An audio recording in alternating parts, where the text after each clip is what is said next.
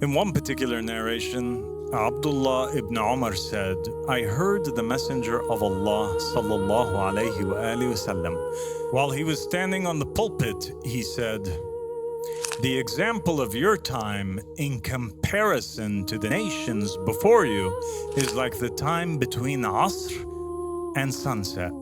So Asr and Maghrib. The people of the Torah, meaning the Jews, were given the Torah and they acted upon it until midday. But then they were unable to continue, and they were each given one qirat. Then the people of the gospel were given the gospel, and they acted upon it until the Asr prayer. But then they were unable to continue, and they were each given one qirat, or one reward.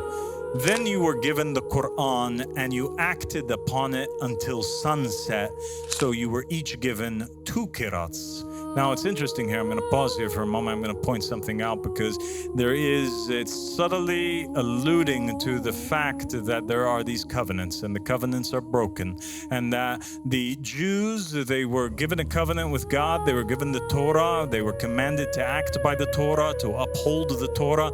They did so until a particular time, and when they broke the covenant, then that was it. The lifetime of their nation came to an end.